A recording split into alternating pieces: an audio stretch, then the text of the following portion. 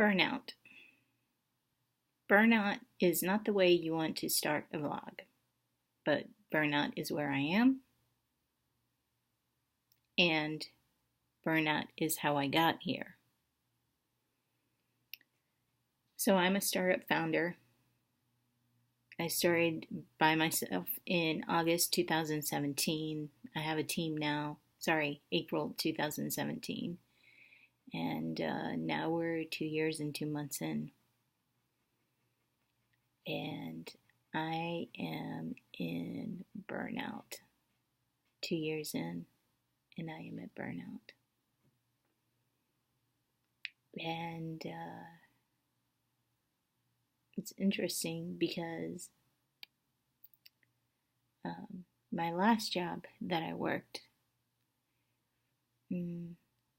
I quit, or in that job, corporate America, I worked there for 2 years and I hit burnout. And that's what motivated me to start this company.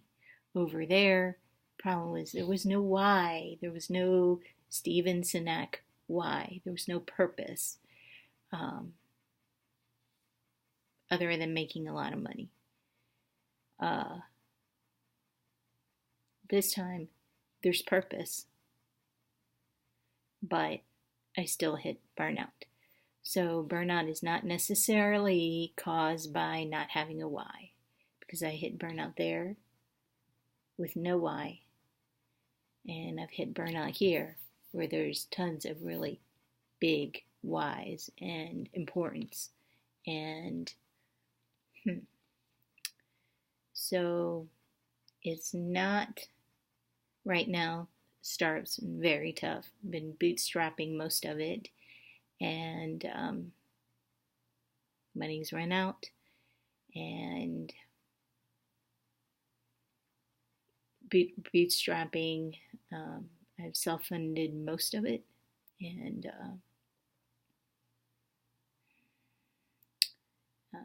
really, really tough to make it happen, make it rain, month after month after month. But I'm making it happen, and I'm making it rain. In order to keep us afloat. And it's not the lack of money, because my corporate America job, I was making a lot of money, and I burned out.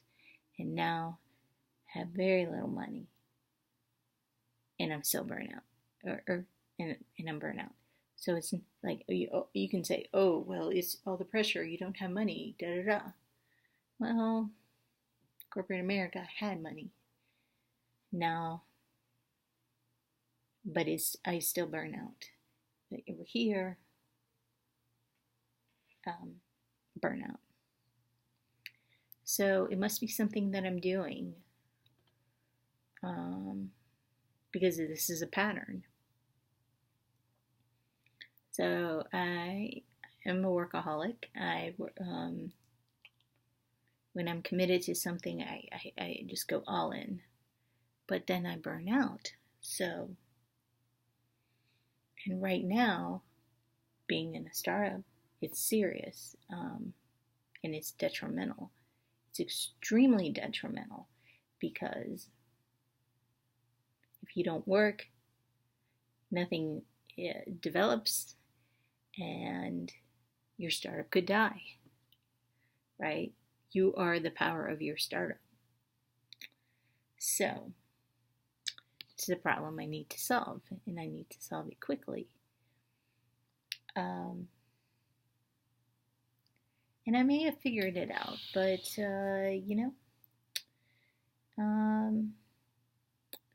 so today is a tough day, but these last 3 weeks, 4 weeks, actually, I've been in burnout for probably the last month and a half, 2 months, and progressively, linearly, or exponentially increasing. So, but it's gotten better in this last month, or in these last few weeks, 3-4 weeks, because I've started doing some things, and I want to share because it might be useful for somebody else. Number one, you got to take time off. I did have a consulting gig because when you run out of money, even though they say don't do jobs on the side, sometimes you got to do what you got to do. You got to keep it alive, so you got to do what you got to do. You know. So did a consulting gig. Happened to be at the beach. I couldn't have planned it better. And the job actually just kind of fell in my lap, but that's a different story for a different day. So 2 weeks, it lasted 2 weeks.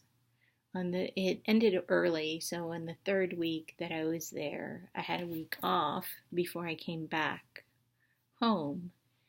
And so I had a week at the beach, and I try to use that to recruit. But I only used it partially because, sure enough, I had my laptop. Fundraising, I must fundraise. This must happen. So I kept pushing myself through it. And the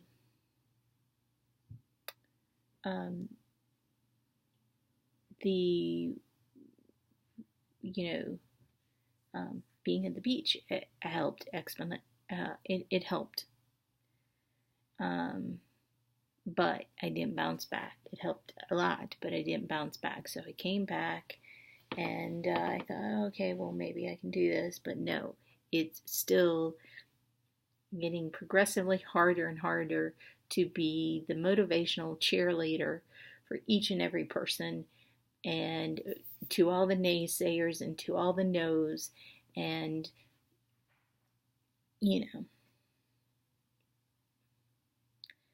So take time off. Number 2, find a distraction. So what I've realized, if you're an athlete, you work out several times a week, but you also have recoup days to rest, recovery. And same thing, like a startup is like a sport. It's an endurance sport, and you have to have recovery time and recovery days. So if you can't, take a week off, a couple of days. If you can't take a couple of days off, take a couple of hours off, and just give yourself a break and forgive yourself. And find a distraction. Find something that you can do in the moment throughout different intervals in the day that help you disconnect and recoup. For me, it turned out to be some very simple things, like playing Sudoku, playing solitaire, increasing my reading, and that was enough. That was much better. It has to be more than what you were doing before. For instance, if you already binge watch TV or YouTube or whatever as a form of relaxing, but you're in burnout, then that's not enough. You have to put another layer of something that you haven't been doing before, because what you've been doing before led you into, or it not led you into burnout, but it supported the burnout. It didn't support the recovery. So, watching movies. I don't normally watch movies because I don't like giving up a 2-hour time block. I don't like spending a whole 2 hours wasted watching a movie. But in these last couple weeks, I was like, you know what? I have to do something. So I started watching movies. I probably watched 7 or 8 movies. And it helped. Disconnecting watching these, these movies, it helped. And part of the reason it helped is because it wasn't the things that I normally do. Double down on self-care. So, if you're taking a 5 minutes of shower, up it to 10 minutes. If you only take just a few minutes in the morning, 10 minutes in the morning to get ready, because some of us, sometimes if you're working on startup, you don't want to waste time doing those kind of things. Double down, spend extra time doing these things, because in the long run, it'll make you feel better. Other things, meditation, stretching, yoga, running, exercise, enough exercise to make a difference, because many people just do a little bit, not enough to make a difference.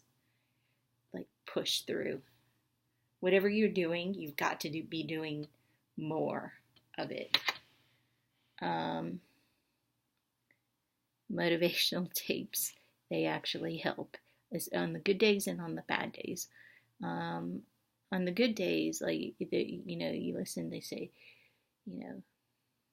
don't give up. Don't, people tell you, to quit, or you're wasting your time, or, something's hard and you're getting too many no's and whatever, and your energy is weak and you're low.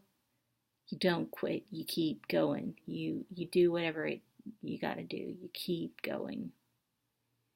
And listening to that and putting that into the loop of my mind, this feedback loop, is helpful. So listen to it all the time. So it helps you on the good days, and helps you on the bad days. It's like this motivational caffeine that you fill into your brain to help you get going, even when you're not feeling good. I'm maybe out of burnout, but today was, last 2 days, I've been getting so much negativity from my friends and my family, where there should be the number one supporters, but so when are you going to stop? Why don't you just get a regular job and, all this? And no, I have a purpose. I have a reason. I know, I believe in what I'm doing. I have to push through. And when I do work, when I was in those places of burnout, I would turn on a show on TV and then try to be doing my work at the same time. But that doesn't work. That's splintered attention. I'm like, oh God, this is going to take forever and I don't want to, and whatever. Splintered attention doesn't work. Getting into flow. Turn off the TV, turn off the YouTube, even if you have to tell yourself, okay, just 10 minutes or 15 minutes or whatever. It takes about 15 minutes to get into flow. And then once you're in flow, you can do some deep work. It's really, that's where you get a lot of productive things done. Half-assing it because you're tired, and burnout does nothing except waste time. So it's you're either doing it or you're not. Independent of the 15-minute warm-up period, a mental warm-up focus period, turn off all distractions. When you're working, really work. Even if it's in small blocks of time, Pomodoro technique or whatever. I tend to do 90-minute blocks. That seems to work the best for me. But those things, and you have to remember that burnout is serious.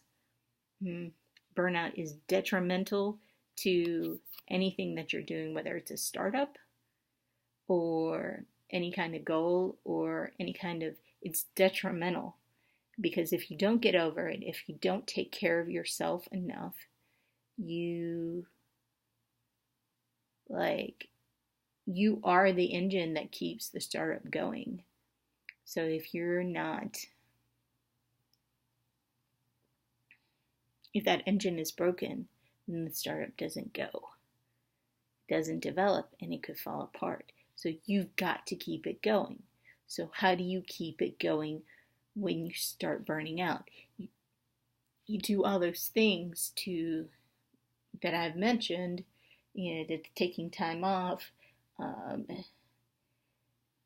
finding distractions during recovery periods. Give yourself recovery and recuperation periods. And they can be small. They can be 30 minutes. They can be an hour. They can be 4 hours. Heaven forbid, take a whole day off on Saturday or on Sunday. Stuff like that. Double down on self-care. I mean, really double down on self-care things. And again, it doesn't have to be an exorbitant amount of time, but enough to make yourself feel better. Because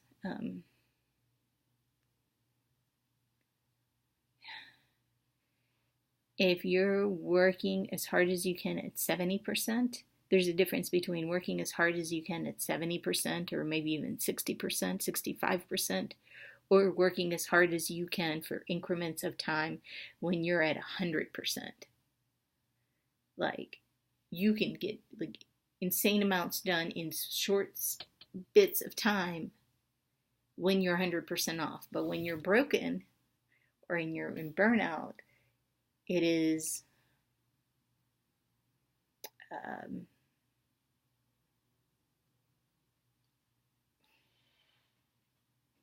it's not going to help. It's not going to work.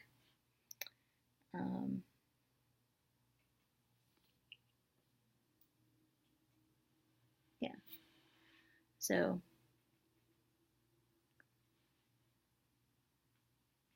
that's the topic of my first blog. Burnout and how to get through it. I think I'm almost out, but I know it's serious and I have to maintain it, and I have to